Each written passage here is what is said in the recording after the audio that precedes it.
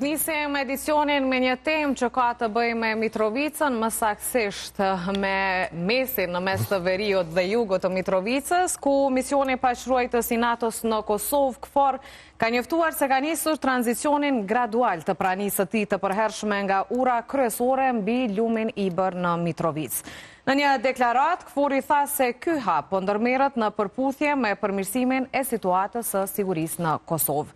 Ky proces do të jetë gradual në varësi të kushteve dhe po koordinohet ngushtë me të gjithë aktorët relevant, përfshirë përfaqësuesit e institucioneve në Kosovë dhe të organizatave ndërkombëtare, si dhe me përfaqësues të Policisë së Kosovës dhe Misionit të Bashkimit Evropian për sundimin e ligjit në Kosovë, pra EULEX.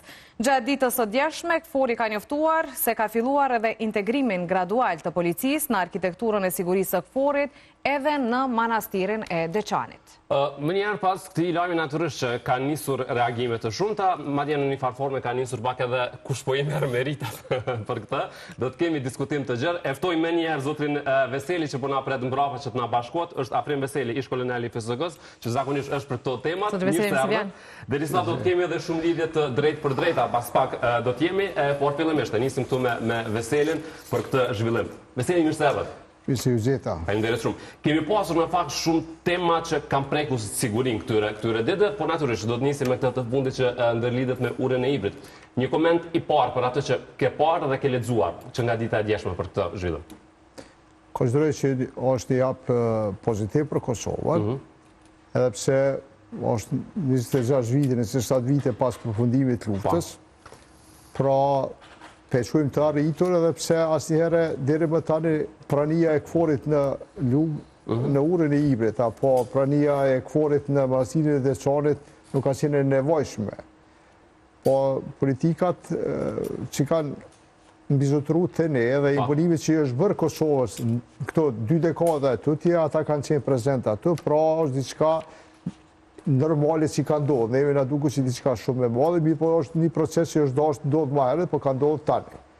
Duhet falendëruar ata njerëz të cilët kanë qenë të angazhuar në këtë proces, që më në fund të urën e Ibrit dhe manastirin e Deçanit, ashtu sikur ndrëshekuj që shqiptarët i kanë ruajtur, po flas në veçanti për manastirin e Deçanit, të ruan policia e Kosovës, policia e shtetit, policia e Republikës, të cilët me devotshmëri i realizojnë detyrat e tyre. Kur është dashur të ndodhë ky largim që përmendet disa, pra është dashur të ndodhë më herët për ja që jemi tani po ndodhë? Kur ka qenë një moment i përshtatshëm? Po i veçoj manastirin edhe urën e Ibrit. Manastiri i Deçanit është i vjetër, supozohet që ka qenë i shqiptarëve, i katolikëve shqiptarë të Kosovës, dhe me ndrëshekuj okupimet të ndryshme që i ka ndodhur këtij vendi dhe është i tërësuar dhe është marrë nga Kisha Ortodokse Serbe. Po ndalim në vitin 98-99 kur ishte lufta për çlirimin e Dheut. Ushtria Qërimtare e Kosovës, pra realisht edhe konkretisht zona operative e Dugaxhinit atje. Ushtria Serbe dhe fallangat e tyre nuk kanë lënë kult fetar të shqiptarëve që nuk e kanë rënuar, qofshin xhamia apo qofshin kisha. Mirë po shqiptarët në kodin moral të tyre asnjëherë nuk kanë prek në kultin fetar të asnjë kombi, pra as të serbe. Thjesht manastiri i Deçanit edhe gjatë luftës për çlirimin e Dheut, Ushtria Qërimtare e Kosovës është ruajtur nga njësitë të UÇK-s, është ruajtur nga Xherali Ramush Haradinaj. Pra sikur të kishte pasur urdhëres nga Xherali Haradinaj apo nga shtabi i përgjithshëm, ai manastiri do të ishte zhduk në 98 në 99, sikur do të ishte zhduk njëjtë çdo kisha apo kult fetar i nacionalitetit serb Kosovë. Mirë, shqiptarët nuk i kanë pas tradit, pra as Ushtria Qërimtare e Kosovës që ka buru dhe ka dalë nga populli i Kosovës. Pra është ruajtur manastiri. Edhe pas përfundimit të luftës, ardha e sqarimit të Dheut, liria, Dugaxhini dhe burrat e Dugaxhinit e kanë ruajtur. Dëgjoni, çdo që është ta kish një polici të fortë, ne mas luftës kemi pas policinë e Ulmikut, KFOR-in, kur popullata vendore vendos ta bën një hap të tillë, ai manastiri zotishte, pra as pas përfundimit të luftës. Mirë po, kodi morali shqiptarëve, nderi i shqiptarëve, nderi i Dugaçinit në këtë rast ka bërë që Manastiri ka funksionuar, është i rujtën dhe nuk ka pasur asnjë problem rreth Manastirit. Tjetër është që politika zyrtare e shtetit serb, tjetër është politika zyrtare e kishës ortodokse serbe që është si njësi para-ushtarake e Serbisë. I kanë lajtitur ndërkombëtarët me informacione të rreme, me gjithë shka. Pra edhe së fundi problemet që kanë qenë rreth ndërtimit asoj rrugës që i lidhë fshatrat me zvete. Në aspektin normal, qoftë hoqë, qoftë prift, qoftë oficer, gazetar, kur dikush ndërton një rrugë, rruga ndërtohet për njerëzit. E njerëzit mund të jenë të anëve të ndryshme, jo vetëm ata banorat ku shtrijet e rrugë, po mund vinë për kontinenteve tjera dhe shfrytëzojnë atë rrugë edhe fetarisht, edhe në aspektin shoqëror është e mirë që po ndërtohet një rrugë. Pra, serbët dhe Manastiri gjithherë kanë paraqitur pengesa dhe nuk kanë lejuar duke shfrytzuar çdo adutet politike të tyre se gjëra që po rrezikohen për shqiptarët. Do të themi prapë, dëgjuam pak edhe historikun që dihet pak a shumë se cila ka qenë edhe historia, qoftë për Urën e Ibrit, qoftë për Manastirin e Deçanit nga zotri Veseli. Do të kemi edhe inkuadrime të tjera, përmes një lidhje direkte kemi edhe Veton Elshanin nga Policia e Kosovës. Përshëndetje. Po, vetëm të dëshmojmë së ardhje, edhe shpend Gjosa që po na presë tashmë e kemi. Gjosaj, përshëndetje, mirë se erdhët edhe ju. Me njëherë do të kalojmë tek ju pasi ta dëgjojmë Elshanin. Faleminderit shumë. Sepse zotin Elshani e kemi në teren edhe ndoshta të marrim pak ato informacionet për gjendjen në veriun e vendit. A zotri Elshani, në këto momente që po flasim, si është gjendja atje? Duke pas parasysh edhe këtë lajmin e fundit për tërheqjen e forcave të KFOR-it, tashmë policia po qëndron aty, si është gjendja? Situata sigurisë të verit vendit vazhdon të jetë e qetë, vazhdon të jetë stabile. Ne nuk ka diçka jashtëzakonshme që ka policia po bën të ura aty sepse ne jemi aty për siguri të qytetarëve për ende qetësi publike. Ne kemi qenë aty me që dyja pak më shumë po flas për pjesën veriore. Situata mund të konsiderohet jetë delikate për arsye se mund të ketë ndonjë vendim politik e cila mund të sjellë deri tek nevoja për ndonjë intervenim nga ana jonë. Po çka është me rëndësi me thonë është që policia e Kosovës ka çështje në secilin vend të veriut vendit, dhe në rast se ka nevojë me ndërhy, atëherë dhe ndërhy. Pra, se ideja ishte që tash nëse policia e Kosovës po vendoset aty dhe KFOR-i po tërhiqet, nëse ka pas ndonjë reagim ose diçka nga qytetarët serb të asaj ane, mirë po me sa kuptuam nuk ka pas diçka të tillë. Jo, situata është e qetë, vazhdon të jetë e qetë, nuk ka ndonjë problem për me theksu. Ju dini që janë gjetë 3 varreza masive, jemi duke punu në drejtim, krimet e luftë, prokuria speciale, kemi shumë aktivitete në veri vendit, por nuk ka diçka për me theksu, që e qatë situatën e sigurisë për kontrolin. Po, mirë, zotin Elshani, kjo që po ndodh tash, nëse quhet edhe vendim politik për të mirën e sigurisë së vendit, ashtu si konsiderohet tashmë, dua të pyes, është rezultat i një themi atmosfere të mirë, pa probleme qoftë në veri, qoftë në jug. Por 2 natë më herët mund të themi kështu kanë qarkulluar disa video në rrjetet sociale ku shihet që në anën veriore të Mitrovicës në një kafiteri me pronar shqiptar ka pas muzikë shqipe deri në orët e vona. Dhe kanë qenë portalet serbe ato të cilat i kanë shpërndar, ka pas disa komente negative dhe dua të di se nëse këto situata mund të konsiderohen si provokim apo gjithçka po shkon rregull, edhe me këto evente që po mbahen atje. Nuk ka pas diçka të jashtëzakonshme, se në pjesën veriore ka pas aktivitete edhe nga lokalet e tjera, ka pas aktivitete edhe prej atij lokali që përmendni ju. Në momentin që ne shohim që diçka nuk është në rregull, atë na mund të ndërhyjë dhe se lojmë, mu bë ajo. Po na kemi lënë shumë manifestime me u zhvillu, edhe nuk ka pas diçka problem. Të që nuk konsiderohet provokim ose nuk konsiderohet ndonjë problem, nëse ka pas ndonjë aktivitet të tillë, policia ka qenë aty dhe tash që një 4 vite që jemi aty, sidomos që 2-3 vitet e fundit nuk ka ndonjë problem me cilin ne nuk mund të merremi të ballafaqohemi. E qartë, zotë Elshani, ne ju falenderojmë shumë nëse s'kemi ndonjë pyetje tjetër. Po, zotë Veseli. Policia e Kosovës dhe institucionet të vendit, jo vetëm 3 vite, 4 vite që po thet në koloneli Elshani, po çdo herë kur ka pasur probleme të natyrave të ndryshme që shkel rendit dhe qetësia publike ka intervenuar. Po intervenimet kanë qenë më të zorshme, mirë, po është intervenuar. Ne dim vendosjen e pikave kufitare në Jarini atje. Na i kemi veç edhe dëshmorin e Enver Zyberi, këto të fundit Afrim Bunjakon. Pra, institucionet e shtetit kanë vazhdimisht në çështjen e sigurisë. Që kjo policia e Kosovës që është edhe vetoni, ka arrestu gjurishën e ka pru Zhaku Prishtinë. Nuk është veç të 3 vitet e fundit, po është një vazhdimsi. Mi po tani është një momentum i ri që do të ka zhvillimet të tjera, edhe meritat flasën pak ma vonë. Ma vonë të flasim për Ma vonë.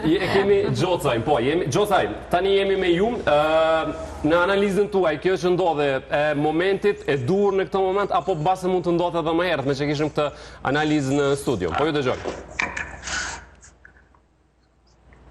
Seri në studio, kjo është dashë ndodhë shumë ma herë, ndoshta nuk është dashë të ndodhë që tjenë aty pikat statike të këforit, po dhe nëse është vlerësuar në këllim e njërë pas luftë që tjenë, është dashur që të paktën 2-3 vite pas luftë të largohen ato. Ne krijuam polici të shëndosh, polici profesionale, e cila i bindje dhe ndërkombëtare që garanton sigurinë e gjithë qytetarëve të Kosovës. Pra nuk është polici një etnike, është polici shqiptare, po policia e shtetit Kosovës që i mbron gjithë qytetarët.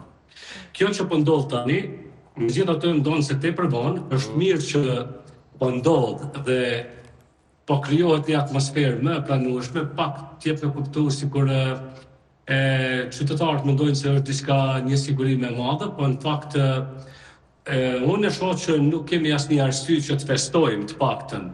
E as me pak të hedhim hisy qytetarëve, sikur po bëhet një arritur e madhe, unë konsideroj që kjo është një hap i vogël që po shkon drejt realizimit të marrëveshjes arritur në mes të qeverisë së Kosovës dhe ndërkombëtarëve edhe Serbisë. Në veçanti është rezultati i marrëveshjes së aneksit të Ohrit, edhe e përsëris nuk është asnjë arsye për të festuar. Është një veprim i mirë, bëhet fjalë vetëm për ndryshimin. Kfori po thotë se është në fazën tranzitore të tij për reduktimin e forcave të Kforit në urën e Ibrit. Pra, jo të reduktimit të forcave të Kforit në Kosovë. Është fjala për reduktimin e forcave të Kforit, forcave statike, bazave statike në urën e Ibrit. Pra, vetëm për sigurinë e urës e Ibrit bëhet fjalë dhe absolutisht nuk diskutohet hapja e urës. Pra, nuk është ndonjë arritur, ndrohet uniforma kush po në urën. Unë nuk konsideroj që është një hap i madh, megjithatë është një shkëndije vogël, por nuk është asnjë arsye për të festuar.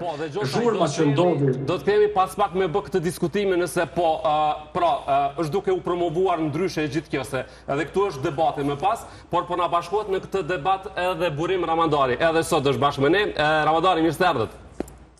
Përshëndetje, faleminderit shumë. Faleminderit shumë. Por sot më shumë në aspektin e sigurisë me Burimin do të flasim, sepse ka pasur një status, keni pasur statusin Burim ku keni treguar ju në fakt që keni dërguar një letër Kforit duke i renditur arsyer që duhet të ndodhë kjo që po ndodh për momentin, që më pas zgjoj reagime edhe nga ana e vetvendosjes.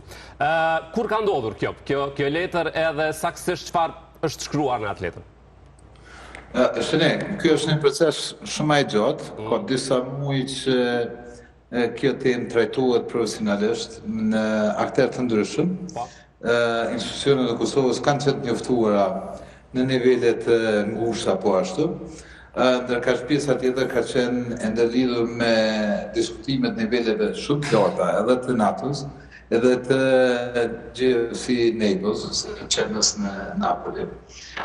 Por t'ju them hapur, tërë ky proces është në kuadrat e asaj që quhet optimizimi i burimeve të Kforit, sepse në momentin kur NATO ka vendosur që të riorganizoj angazhimin e trupave ose burimeve të Kforit, në një numër të caktuar të njerëzve në Kosovë i ka se kjo është një prej momenteve shumë të rëndësishme që Kosova me pos zërin e vetë, respektivisht angazhimin e vetë në këto. Tash, për me thonë ma shqip e ma qartë për publikun. Kfori do të ketë ma pak trupa, trupat amerikane do të jenë ato të cilat do të reduktohen, por se do të mbeten, do të reduktohen në Kfar, por do të mbeten në Kosovë, dhe kjo është një dallim shumë i madh i aspektit të sigurisë, e pozitiv do rëzemër, dhe në këtë koncept është dashur që të promovohet, lubohet dhe arsyetohet sa më shumë se pikat e rëndësishme strategjike dhe simbolike, sikurse është ura në Ibër, e mbi gjitha manastiri i Deçanit, të merren në mbrojtje nga policia e Kosovës për shkak të përmbushjes së kapaciteteve edhe kurseve për këto. Ajo që të tjerët nuk e din, besoj është me rëndësime po edhe faktin që së shumë shpejt do të fillojnë patrullimet e përbashkëta të KFOR-it e Policisë Kosovës në kufit e Kosovës, përkatësisht edhe në kufirin me Shqipërinë.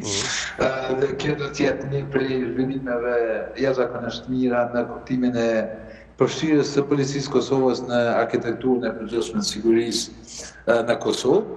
Ndërka shpërkisën e debatit, unë nuk e kuptoj dorën zemër, se në çfarë niveli këta mendje fëmijët e pushtetit vendosjes, që dorën zemër as nuk kuptojnë, as nuk dinë, as nuk duan të mësojnë, sepse unë jam i lumtur e kam punë që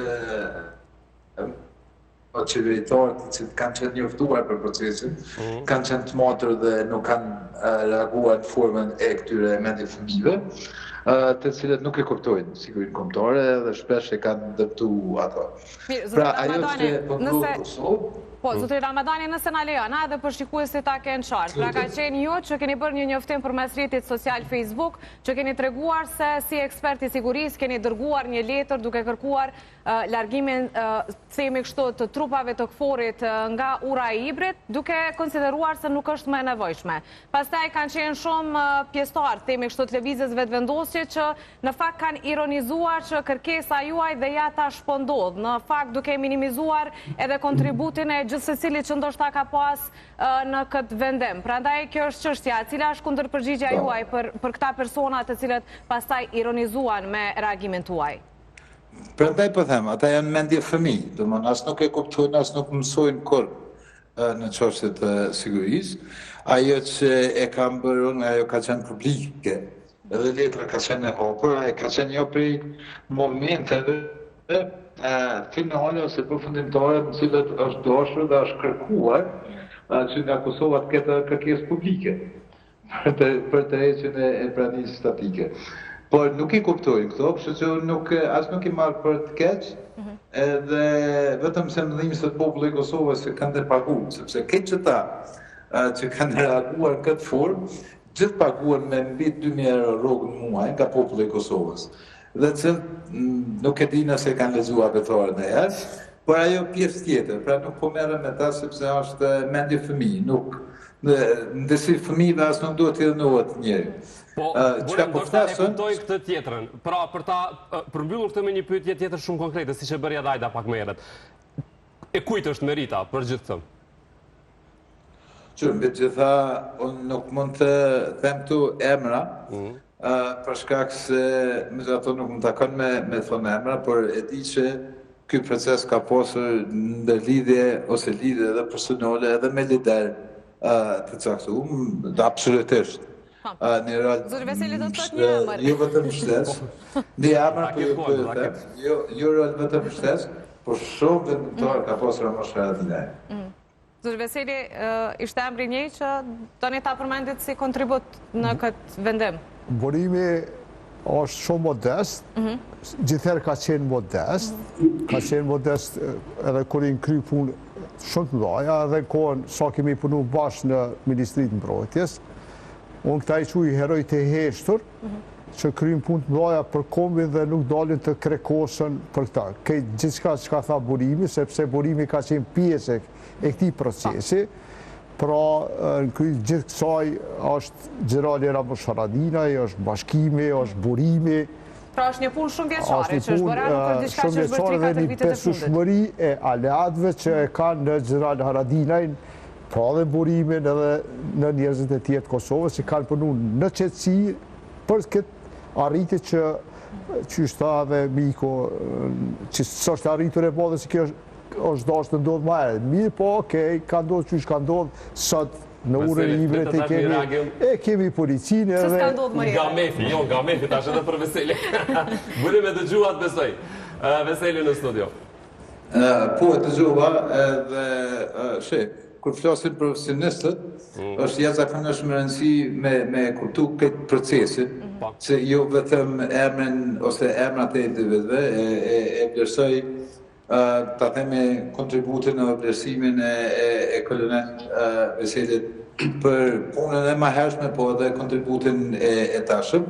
Ajo që është më rëndësi, profesionistët e dinë se çka nënkupton një proces në siguri kombëtare. Dhe e kuptojnë fare mirë që në për shembull vendosja e policisë Kosovës në mbrojtje perimetër të mbrojtjes së manastirit Deçanit është një prej zhvillimeve më të mëdha në arkitekturën e sigurisë kombëtare të Kosovës që nga pas lufta.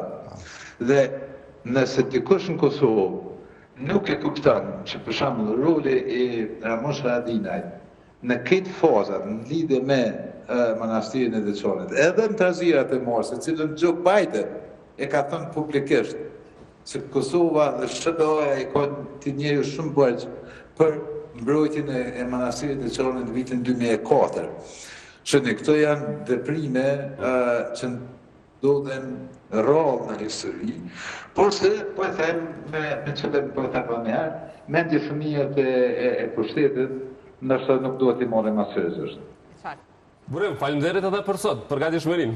Përshëndesjem, punë. Faleminderit juve. Faleminderit shumë. Do të jemi me Gjocajn edhe këtu në studio me Veselin dhe po, kjo është çështja tjetër që natyrisht veriu gjithmonë, çkado që ka ndodhur atje, është munduar që të përdoret për poena politika, për atë që nisi të flas pak edhe Gjocaj dhe apo bëhet një propagandë tjetër Gjocaj në këtë moment, në këtë zhvillim që po ndodh. Pra gjithmonë duke u referuar edhe këtyre poenave politike po flasim.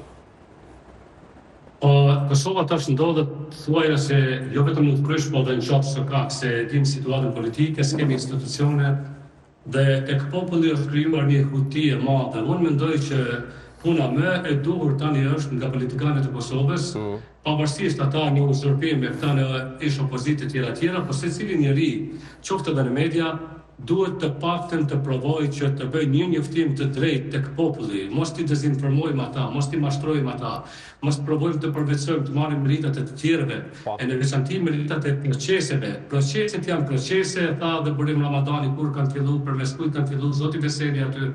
Dhe nuk duhet tani të lëshohem në emra, mirë po, gjërat që shkojnë janë proces. Ato duhet ndodhin pavarësisht se kush ndodhet në pushtet, cila parti është në pushtet. Po këtu dua të them se po të ishte njëri ndër politikanët e vjetër të Kosovës tani në jetën politike, ai do të kishte më thënë këto zhurmat e synitive të vetëvendosjes nuk i bëjnë mirë informimit të drejtë të qytetarëve. Kjo është e hedhje hishime, mashtrim përveç. Për kë e keni fjalën? Për kë e patët fjalën? Po dikur shumë herët para 20 e sa viteve e Sren Kryeziu ka pas përdorur një shprehje syneti të këtyre të atyre, dhe unë po them që zhurma synetive të vetëvendosjes tani, për shembull, ishte kur bëj fjalë për të zhbllokuar ura dhe hiqje dhe unatën, sigurisht prej ndonjë faktori krejt tjetër, na dilin pikërisht këta elemente të sotëm dhe thonin se unë e bëra, do të jetë është merita ime. Po kur bllokohej 2 ditë me vonë, asnjëherë nuk thoshte se është dështimi im. Edhe në këtë rast. A nuk ka asnjë merit vetëvendosje në këtë? Në situatën verin, përgjithësi kohëve të fundit, a? Shiko, unë për vete jam i prirur të mendoj pak më larg se ato që pritën në media, dhe në bazë të atyre që mendoj që do të jetë finalja, pra si në lojën në shahu që asnjëherë nuk është një hipotezë i mjaftueshëm për ta fituar lojën, unë e kam shumë frikë momentin e fundit, pikërisht të aneksi Ohrit dhe televizjet e partisë që jam dëshpëruar në përkohë dhe tash në quaj partisë antishtet në pushtet, për faktin se në një moment kur ti je kundër aleatëve tanë, kundër çdo veprimit pozitiv të popullit dhe bën një politikë të dytë dhe i kërkon të gjitha për vete, nuk ka kompromis në asnjë situatë dhe nuk është i hapur. Do me thënë kemi figura politike sot që janë pushtet dhe bëjnë politikën e shtetit, që dikur kanë bërë shumë zhurmë për transparenca, pavarësisht që kishte transparencë të proceseve, por sikur ata nuk mjaftoheshin, ne sot nuk kemi asnjë transparencë, ne nuk e dimë çka vendoset për fatin e popullit. Ne shohim veprime që janë të rrezikshme për të nesërmen dhe reagojmë. unë nuk kam asnjë arsye të kem besim në ato që thonë këta politikanë sot, e sidomos ata politikanët që nuk e dinë as alfabetin e gjuhës shqipe, do shkojnë e bojnë zhurma, bojnë një aheng atje, shohin 3-4 këngë shqip, ndoshta me leje nga Beogradi atje, për të mos bërë trazira. E ka thënë gazetari Kërstis më herët diku në një studio, tha këto po vijnë të koordinuara nga Beogradi, edhe tha shumë drejt. Ku mendoni ju që serbët pakte nuk do dilnin protesta? Ju keni parë gazetarët tuaj janë sulmuar fizikisht në veri, por serbët kanë konsideruar që është kundër interesave tyre. Kanë sulmuar gazetarët e mediumeve tjera, kanë sulmuar forcat ndërkombëtare të forit dhe kanë psuar keq. Ka qenë situatë tjetër, ka qenë situatë ndoshta më agravuar, themi kështu. Tash është një situatë e qetë dhe gjatë ditëve normale. Situata ka qenë veriu, këfori, shqiptarët, politikat serbet. Pra nuk po flasim për histori 100 vjeçare më herët, para 100 vite, po flasim për një ndodhi që ka ndodhur 2-3 vite më herët, po flasim për figurat politike që sot dalin të marrin meritat që kanë bërë spektakël. Shikoni, është tepër e rëndësishme që qytetarët të informohen drejt. Ne i dim spektaklet e këtyre njerëzve kur merrin forcën e sigurisë Kosovës dhe nisin drejt Mitrovicës, duke krijuar panik te populli se çfarë do të ndodhë, do të bëhet luftë. A në fakt të gjithë të dinin dhe kanë nënshkruar edhe kjo qeveri që është sot, qeveria në uzurpim sot, se sot nuk është as në detyrë, është në uzurpimin vetëm një moment, pra nëse ka diçka që... Pra, ta njerëz e kanë ditë shumë mirë që nuk shkohet me forcat e sigurisë së Kosovës në pjesën veriore pa aprovimin e forcave të NATO-s. Nëse ka një veri të cilën një pjesë e mirë thotë që Kurtit nuk mund t'i hiqet, është pikërisht veriu. Pra, nuk është kritë si që po e... Jam fali qytetarëve se unë i di. Më falni përsërit edhe njërë. Po, besoj edhe qytetari i di, edhe janë gjëra që i kemi pare, kemi folur. Është lëvizja e lirë, hapja bizneseve shqiptare, tashmë po dëgjohet edhe muzikë shqip. E dim që situata nuk ka qenë krejt kaq e thjesht në atë pjesë. Ndoshta edhe shumë mërgjimtar kanë pas frikë ta kalojnë urën e Ibrit dalin në anën tjetër. Edhe ju këtu, do më thonë ku Po flasim për një realitet, për reagimet e qytetarëve, për komentet e qytetarëve. Prandaj jam mund të themi që unë e vlerësoj punën e mediave kur e bëjnë një pasurim real, por nuk më pëlqen nëse pasurimi mediat i manget. Në qoftë se qytetarët e ka parë lëvizjen e lirë, hapjen e bizneseve, këngët shqip i kanë dëgjuar në krye me valltarin e njohur Vladimir Batirin, a e din qytetarët, a e shtën nga ndonjë politikan i Kosovës, edhe nga media që serbët e Kosovës sot i kanë pasaportat e tyre. A ju është thënë qytetarëve që pasaporta kanë shtetet e pavarura ose elementet shtetet. A ju ka treguar dikush qytetarëve të Kosovës që serbët e veriut, para pak javëve, para pak muajve, i kanë marrë pasaportat e tyre nga Ministria e Brendshme e Serbisë me zyrën Kosovë, që janë të lëshuara nga Serbia, me vendbanimet Kosovës në adresën e Serbisë dhe janë pranuar nga Bashkimi Evropian. Kjo ndodh pas marrëveshjes së Ohridit, dhe tani ato pasaporta janë të pranuara nga Bashkimi Evropian dhe është bërë liberalizimi i vizave tyre. Kështu që unë mendoj, në qoftë se serbët e dinë shumë mirë se çfarë po i pret, ku është pika e tyre atje te tuneli, ata kanë të drejtë të hestin dhe të shitet kjo, çdo lëvizje që bëhet në Kosovë, në veri, e në enklavë serbe, shitet se janë arritur, po kur vjen matematika përfundimtare, pastaj ne do të jemi të habitur, unë nuk do të habitem, por unë jam shumë i dëshpëruar me ato që po ndodhin, nuk ka transparencë, është mashtrim dhe ndodh me doza tradhtie. Pse është bërë zhurmë për dinarin në veri dhe është mbyll një kiosk atje fizik, dhe dinari si problematik në veri të Kosovës ka shkuar në Bruksel. Pse të duhet shkonte në Bruksel dinari nëse ishte një arritur dhe ishte një proces i mbyllur nga qeveria e Kosovës? Çka don dinari në Bruksel? Ju lutem. Dhe si ka me u kthy dinari nga Brukseli pastaj? A do të kthehet si monedhë zyrtare në pjesën veriore apo çfarë? Po, Xhozaj, ne ju falenderojmë që u lidhet se nuk kemi edhe shumë kohë, e falenderojmë dhe vlerësojmë kontributin natyrisht. Se do ta vazhdojmë pak këtë, me që e pashën është shumë të në raste i miratonit ato që thoshte Xhocaj, për këtë që po fliste, pra politika dhe veriu. Ushtarak e kanë në natyrën e tyre të punës quhet taktikat ushtarake. Se kur e fiton një betejë, apo kur të rriqë shpeni vije, apo fiton teren, apo po e pret dikon tjetër armikun e shumë çka tjetër, lidhet me situatën aktuale. Në pamje të parë, veriu është më mirë.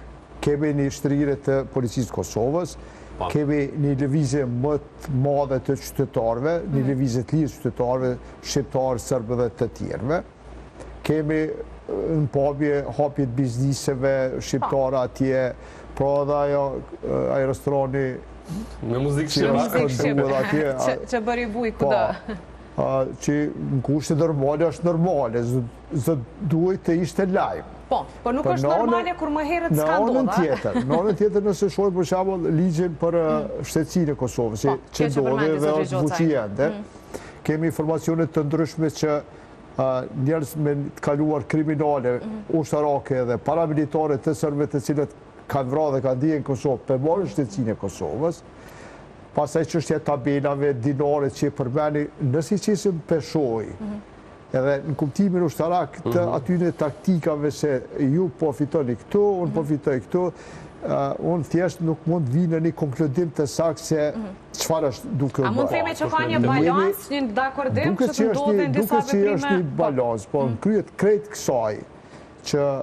Po, që nga vetë ndosë e thamë Veseli, që t'jemi korrekt, që është në koordinim. Ndoshta për të rjekën vëmendin edhe po letë pak orë është çështja e marrëveshjes së orit.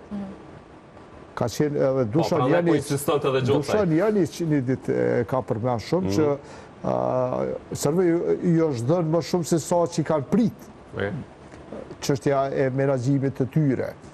Menaxhim zajednic apo qysh do të qotë. Epilogu i këtë kësaj shumë shpejt do ta shohim. Pra them, nuk ka pasur nevoja asnjëherë e ura e Ibrit të ndahet. Mirë po, ka ndodhur jo me fajin e shqiptarëve, jo me qëndrimin e shqiptarëve, pra as të ushtrisë ligjore të Kosovës, po ishin forcat ndërkombëtare të KFOR-it, në veçanti të KFOR-it francez, që në qershorin e 99 kur kanë hyrë Mitrovicë dhe në zonën e Mitrovicës atje kanë bërë veprime të pakuptueshme. Ka pasur arrestime të ushtarëve, çarmatosit të tyre, marrjet të figurave të ndryshme ushtarake, largimin e tyre dhe thjesht e bën atë ndarje pa dëshirën e shqiptarëve, e sigurisht edhe pa dëshirën e serbëve lojal të Kosovës. Tash ndodhi kjo që ndodhi dhe ura e Ibrit ruhet nga policia jonë. Unë apeloj te qytetarët e Kosovës që të mos abuzojnë me këtë të arritur të vogël që kemi. Cili mund të jetë abuzimi? Mos jepet pretekst i ndonjë incidenti, pra politika timon duart larg, zakonisht e kam si shprehi ta përdore to për kurosjala për ushtri. Mos të abuzohet me këtë që kemi arritur. Unë i përmena herojt e heshtër, o miqtë e mi, unë i drejtojmë dhe qytetarëve të Republikës. Gjithërë them, Zoti, UÇK-ja dhe Amerika, tash në kohë paqe, se UÇK-ja ka përfunduar misionin e vet në qershor, në të 99-s, edhe kjo arritur është mbështetje ekskluzivisht e Shteteve të Bashkuara të Amerikës, e popullit amerikan dhe e administratës e presidentit Trump. Pik, kushdo që abuzon me këta, me këtë përkrajë që kemi pasur vazhdimisht e kemi edhe sot, bën gabim të madh edhe i prek interesat nacionale. Po, herojt e heshtur të Kosovës ishin ata që i përmenda, po ne kemi obligim dhe jatë dhejot. Edhe Zyrana Haradina, edhe Burimi, edhe si cilin nga ne që të bojmë diçka. Nuk kemi nevoj kërkujt të themi falimderes për një punë që i krymë dhe jatë dhejot. Falimderim duhet i thuhet mikut që në ditë të vështira gjithmonë kemi pasur pranë dhe kemi edhe sot, e që janë Shtetet e Bashkuara të Amerikës dhe vëllezërit e armës ushtria amerikane. Miku jonë që s'po na tradhton edhe në këtë periudhë në cilën ndonjëherë është përshtypja sikur nuk po përfshihet në këto zhvillimet politike që ka po ndodhur, mbase që nuk po intervenon. Liria e Kosovës, Republika e Shqipërisë në kufit e sotëm, Shteti i Kosovës, paramendoni 1.700.000-800.000 banor një shtet i ri, që quhet Republika e Kosovës, është formuar në Ballkan, në Evropë. E pa imagjinueshme ka qenë që këtë krijohet dhe sot valon flamuri Kosovës. Veseli, do të ishte shumë me interes për ne ta dëgjojmë, Veseli. Për shembull e kam shprehi ta çoj mendimin deri fort. Okej, po që t'jemi pak më interaktive, sepse diskutojmë shumë çështje. I kemi kurdët. me vite janë shpërndarë në disa shtete, po politikat i gabimtat të tyne ata ende s'kan shtet, edhe shumë kombe të vogla, po edhe matë më dhe se ne sot nuk janë më.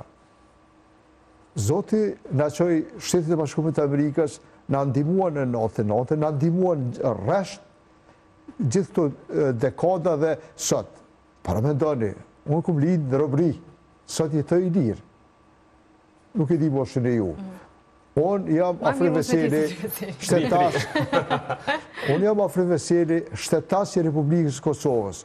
Unë kam ushtri, unë kam polici, unë kam kushtetut që ma abuzojnë politikanë. Dhe nuk keni institucione, Zotri Veseli? Edhe pse jemi bështet, edhe pse kemi Amerikën krasë, kemi institucione politika. Kam shkollën shqipe. Veseli, është shumë në interes që ne t'i dëgjojmë ja 2 fjalë të këtij miku tonë të madh në këtë moment, kur në mënyrë shumë direkte erdhe një kërcënim nga Vučić. Ai madje u tha edhe nga ekspertë të tjerë të sigurisë, duam t'ju pyesim edhe për këtë me qemi. Këto po atë një reagim nga Edi Rama së fundi, kështu që të Vučićit, që e bëri deklaratë. Po. Kështu që ju a e shihni kërcënim kaq të drejtë për drejtë për Kosovën sa dikush madje tha, ky është një mesazh po një selam, siç e thanë, po i çon Kosovës dhe mund të konsiderohet një provokim akt lufte. Ju? Vučići përndrysat është në pushtet. Pra dhe jo veç Vučići.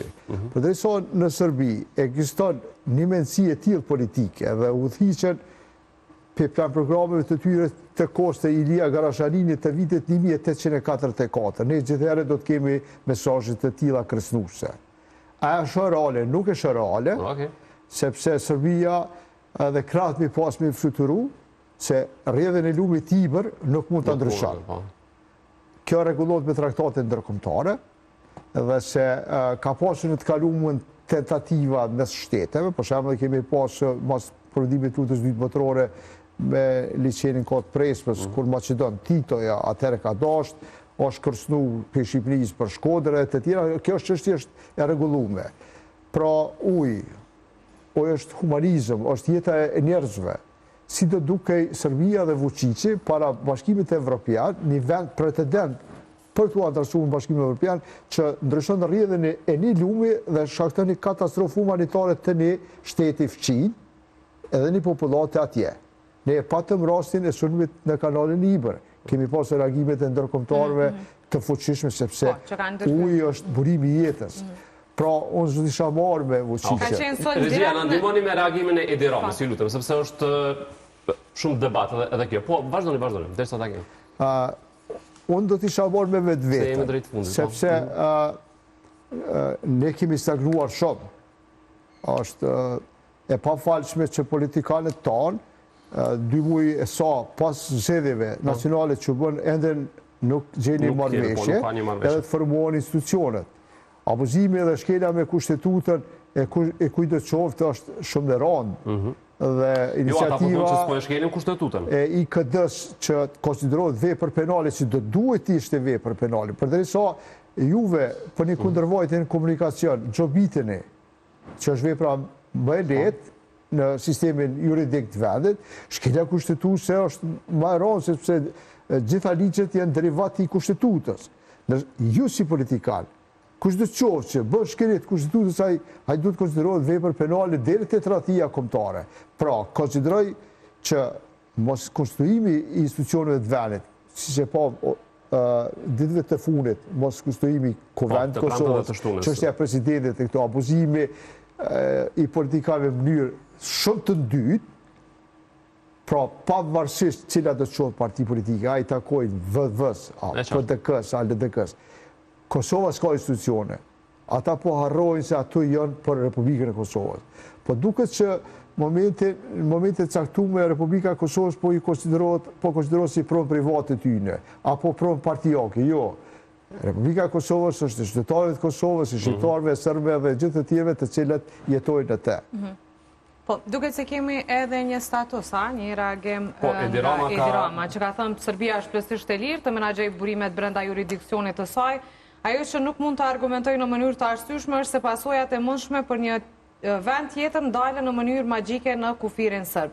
Në fund të fundit, kjo është arsyeja pse ekziston ligji ndërkombëtar i ujit, ka shkruar Rama në rrjetin social X. Pra në mbrëmjen edhe të gushtit ky reagimi që ka pas. Edhe kjo pjesa tjetër, ku thotë që sa herë që Shqipëria flet për Kosovën, Shqipëria madhe duhet të thirret më një herë, sikur përsëritja, pra një ditë mund ta shndrojë një fantazm të vjetër në një argument të rëndësishëm, ka thënë Mestierash Rama, sepse është pritura edhe është shkruar shumë për një reagim zyrtar nga Shqipëria në gjitha këto deklarata, edhe të Vučićit, por edhe të Zelenskët, dhe për këtë të Vučićit pra është edhe deklarata. Tashmë e ka thënë që Kosova nuk është territor i Serbisë, e ka theksuar edhe njëherë zotri Rama si kundërpërgjigje ndaj zotrit Vučić, sepse është prit shumë, siç e tha edhe Amiri, një reagim edhe nga Edi Rama. Kosova asnjëherë s'ka qenë e Serbisë.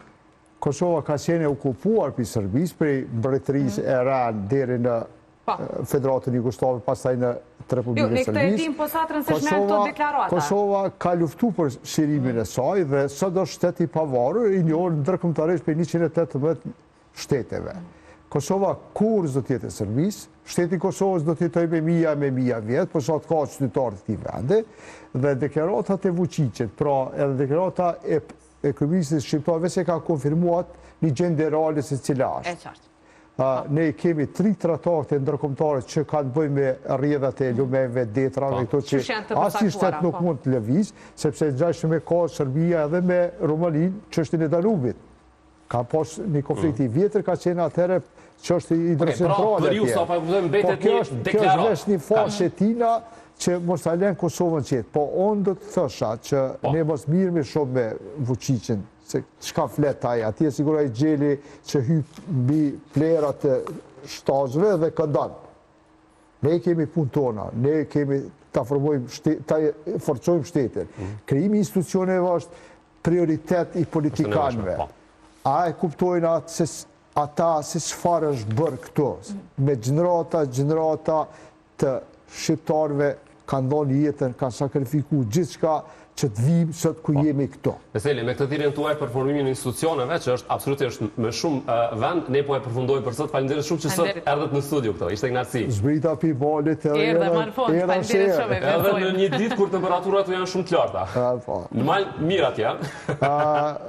Te shtaçi është i njerëzve që i ka beq, për arsim Lanit edhe gjithë juve, shaj respekti erdha. E vlerësojmë shumë, se me siguri do të keni prapë në mal. Patjetër.